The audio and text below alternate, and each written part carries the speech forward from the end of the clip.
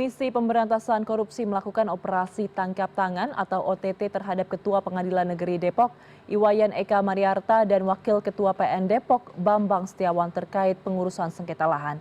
Badan Anti Korupsi menilai Eka dan Bambang terbukti menerima suap dalam menyediakan layanan eksekusi lahan secara cepat. Lantas di mana celah yang menyebabkan seorang hakim melakukan tindakan koruptif? Kita akan berbahas bersama Abhan, Kabid Pengawasan dan Investigasi Komisi Yudisial. Selamat malam, Prof. Abhan. Terima kasih atas waktunya. Selamat malam, Mbak Ayu. Oke. Prof. Panggil saya Abhan aja, dan saya belum Prof. Oke, baik. Pak Abhan, kalau kita bisa menilai OTT yang terjadi, menyikapi OTT KPK yang melibatkan Ketua dan Wakil Ketua PN Depok begitu ya, seperti apa evaluasi dari Komisi Yudisial? Sebenarnya celahnya di mana sehingga seorang penegak hukum dalam kasus ini adalah hakim bisa terjerat operasi tangkap tangan? Ya. Pertama tentu kami KY sangat menyayangkan dan menyesalkan bahwa peristiwa ini terjadi di saat negara sudah berupaya untuk menaikkan kesejahteraan bagi insan peradilan, khususnya untuk gaji hakim dan sebagainya ya, gaji hakim terutama. Tentu harapannya dengan kenaikan gaji ini kan bahwa diikuti oleh moralitas integritas yang tinggi ya. Namun apa yang terjadi masih terjadi transaksional dalam pengurusan perkara atau yang lebih umum bisa disebut sebagai judicial corruption. Tentu sangat menyayangkan. Ini saya kira modusnya adalah ketika hakim ya kemudian mempunyai kewenangan dan kewenangan itu disalahgunakan untuk kepentingan pribadi. Ini saya kira modus tadi yang disampaikan oleh KPK. Ini modusnya adalah suap ya dalam pengurusan sebuah perkara itu. Mestinya sebagai hakim, sebagai wakil Tuhan di dunia ini harus menjaga integritasnya agar tidak tergiur oleh rayuan ataupun iming-iming dari orang luar yang memang sedang berperkara dan sebagainya. Jadi ini sebetulnya modus yang banyak terjadi, yang sering terjadi, yang sering terjadi ketika ada OTT terkait dengan seorang pejabat yang punya kekuasaan. Oke. Baik, Pak Abhan, tapi begini seperti yang tadi Anda sempat singgung di awal ya, ada kegeraman dari publik karena masih lekat sekali ingatan bahwa beberapa waktu lalu Presiden Prabowo Subianto ini sudah menaikkan gaji hakim hingga 280% untuk menghindari kasus-kasus semacam ini. Tapi kenyataannya masih terjadi OTT. Menurut Anda sendiri, apakah sebenarnya kenaikan gaji ini tidak cukup efektif mencegah perilaku koruptif? Artinya bahwa dari kasus ini bisa kita lihat memang ternyata bahwa persoalan kesejahteraan hakim kemudian sudah ada kenaikan bukan menjadi salah satu faktor adanya judicial corruption ya. Jadi menurut saya ini kembali pada masing-masing individu hakim itu sendiri gitu kan. Artinya memang integritas, mentalitas dari seorang hakim itu memang harus betul-betul pihak orang yang memang moralitasnya tinggi, integritasnya tinggi, bisa bekerja profesional.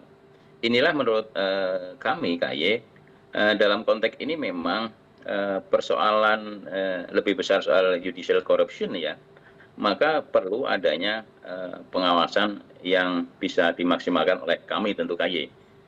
Cuma masalahnya adalah bahwa beberapa kewenangan KY ini memang sangat terbatas dalam hal soal pengawasan di peradilan ya. Satu contoh misalnya bahwa tentu ini dengan melakukan nanti upaya-upaya penguatan kelembagaan Komisi Yudisial. Contohnya bahwa artinya bahwa KY jangan hanya pada persoalan di hilir saja, tapi hulunya juga harus terlibat. Misalnya soal rekrutmen hakim dan sebagainya.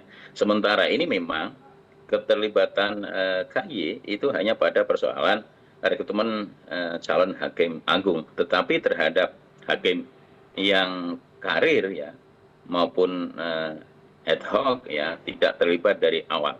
Jadi mestinya memang ini ada kewenangan KY dari persoalan rekrutmen, promosi ya dan sebagainya itu menjadi bagian dari kewenangan yang dimiliki oleh KY. Jadi prinsip share responsibility dalam hal ini penting ya. Ya tentu ini memang harus ada upaya-upaya penguatan kelembagaan melalui revisi undang-undang Komisi Yudisial ya. Hari ini memang saat ini sedang ada digodok undang-undang jabatan hakim ya UJH. Maka tentunya harus diimbangi dengan penguatan kelembagaan di KY. Dari kasus ini semakin meneguhkan memang perlu penguatan lembaga pengawas eksternal seperti KY ini agar bisa maksimal dalam mengawasi persoalan di peradilan agar tidak jadi kembali judicial corruption sementara memang negara sudah memberikan kesejahteraan yang cukup itu. Jadi kembali pada soal integritas masing-masing, moralitas masing-masing ya. Jadi kalau misalnya sudah tinggi pun, tapi kalau masih ada sifat yang tidak cukup ya, tanda kutip misalnya serakah dan sebagainya ya ini yang terjadi. Oke. Baik, Pak Abhan, katakanlah tadi kalau Anda mengatakan saat ini harus ada revisi undang-undang mengenai kewenangan KY harus diawasi dari hulu hingga ke hilir. Anda tadi menyebut masalah rekrutmen salah satunya. Kalau katakanlah akhirnya memang KY diberikan kewenangan untuk bisa mengawasi dari mulai rekrutmennya, apa yang seharusnya dirubah, apa yang seharusnya diperketat agar kejadian serupa tidak terjadi lagi, Pak? Ya. Menurut kami bahwa ini memang tadi dari awal juga harus diawasi ada proses rekrutmennya, proses kemudian promosi jabatan dan sebagainya. Hakim ini misalnya bisa naik jadi pengadi peradilan di pengadilan kelas B, naik ke kelas A itu harus memang harus harus ada rekam jejak yang cukup ya. Kami memang KY punya kewenangan untuk melakukan pengawasan rekam jejak dan itu tentu disampaikan kepada Mahkamah Agung ya. Tetapi tidak hanya sebatas itu, menurut kami adalah bahwa mulai dari soal rekrutmen itu harus juga diawasi oleh sebuah lembaga yang semacam KY ini. Baik, Pak Abhan, ini kami juga ingin mempertanyakan hal yang banyak ditanyakan oleh masyarakat. Jadi kalau misalkan dalam kasus ini Ketua PN Depok dan Wakil Ketua PN Depok ini sudah secara gamblang terlibat OTT begitu. Nah, apakah kemudian hakim yang terlibat suap atau peristiwa korupsi ini statusnya akan langsung diberhentikan atau ada sanksi etik lainnya? Ya.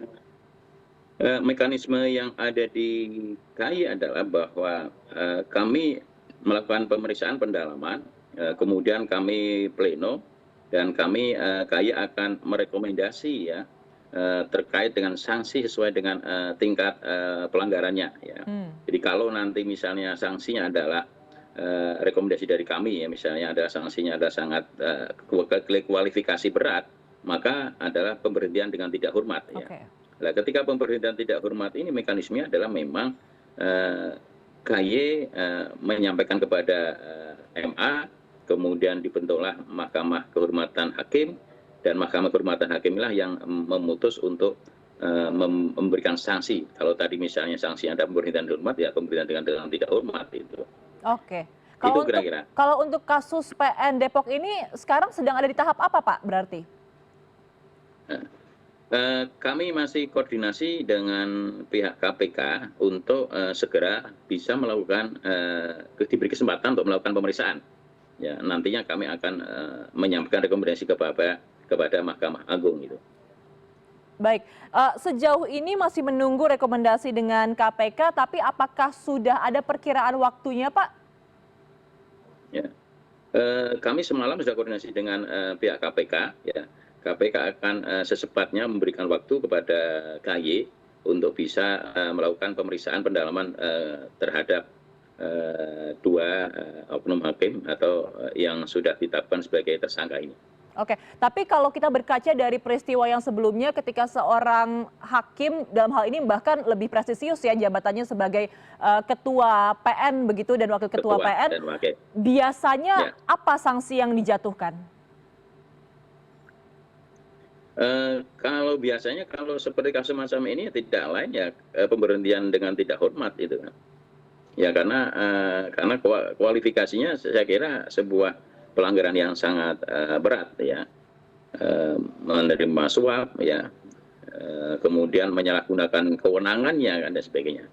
Jadi poin-poin kode etik pedoman perilaku hakim menurut saya ini yang bisa diberikan sanksi yang berat ketika fakta-faktanya semacam itu terbukti.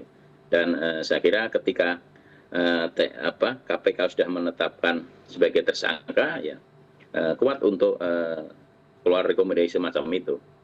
Oke, pastinya ini adalah peristiwa yang sangat disayangkan bisa terjadi dan harus ada evaluasi besar-besaran agar peristiwa serupa tidak terjadi kembali di kemudian hari. Terima kasih banyak atas informasinya Pak Abhan, Kabid Pengawasan dan Investigasi Komisi Yudisial. Selamat malam Pak. Sehat selalu. Assalamualaikum.